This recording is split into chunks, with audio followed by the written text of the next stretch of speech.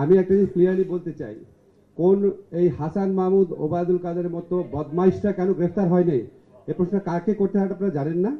এ প্রশ্ন করবেন স্বরাষ্ট্রমন্ত্রীকে, যার আন্ডারে পুলিশ গোয়েন্দা। আমার আন্ডারে কি পুলিশ গোয়েন্দা? এখন আপনি যদি বলেন সরকারের একজন হিসাবে, ঠিক আছে, এটা আমাদের কালেকটিভ ব্যর্থতা। আপনাদের মানে কারো কারো ক্ষেত্রে সমস্যা হয় কি, আপনারা এক্স্যাক্টলি কোন লোকটাকে প্রশ্ন করতে হবে জানেন না বা করেন না। যেহেতু আমাকে চিনেন, মনে করেন ওনাকে প্রশ্ন করলে একটু পত্রিকা ভালো মতো অ্যাডভার্টাইজ ওনাকে করি।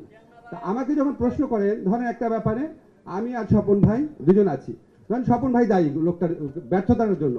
তা আপনি যখন আমাকে দায়ী করেন, স্বপন ভাই তো ভাবে আরে আমার দিকে ধরতেছে না, ভালোই আছে আমি।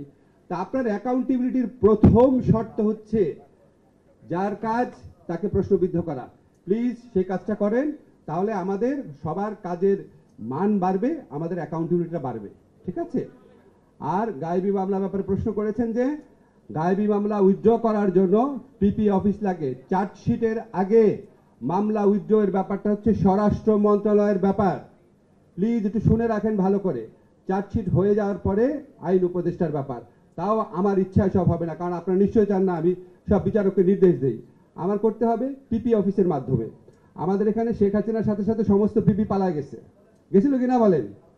এখন পিপিদেরকে নিয়োগ না দিয়ে আমি কিভাবে কাজ করব? পিপিদেরকে নিয়োগ দেওয়া হয়েছে 4,500 পিপিকে। 4,500 পিপিকে নিয়োগ দেওয়া হয়েছে 1 লক্ষের মতো অ্যাপ্লিকেশনের উপর কাজ করে। আবার মন্ত্রণালয়ের লোকেরা রাত 9টা-10টা পর্যন্ত কাজ করেছে। এখন এই কাজগুলো তো সব চোখে দেখেন না। এখন পিপিরা নিয়োগ পেয়েছে। আমরা যেদিন পিপি নিয়োগ কমপ্লিট হয়েছে সেদিন ঢাকার বাংলাদেশের সমস্ত পিপিকে চিঠি দিয়েছি, যেই সমস্ত গায়েবী মামলা আছে ক্রাইটেরিয়া নির্ধারণ করে চিঠি দিয়েছি। এগুলি সবকিছু আইডেন্টিফাই করে আমাদেরকে জানান। 7 দিন টাইম দিয়েছি। আজকে পর্যন্ত হিসাব দিয়েছি। 51টা জেলা থেকে পেয়েছি, 13টা জেলা বাকি আছে। প্রথমত আমার লিস্ট লাগবে। তো আমাদের হয় কি, আমাদের একটা কমিউনিকেশন গ্যাপ রয়ে যায়। আর আপনাদের কাছে সবার কাছে আমার বিনীত অনুরোধ, ঠিক আছে?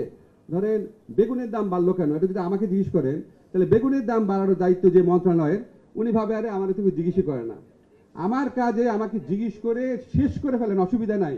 বাট প্লিজ প্রথমে জানার চেষ্টা করেন আইন মন্ত্রণালয়ের দায়িত্ব কি, তারপর আমাকে যা ইচ্ছা প্রশ্ন করেন, কোনো অসুবিধা নেই।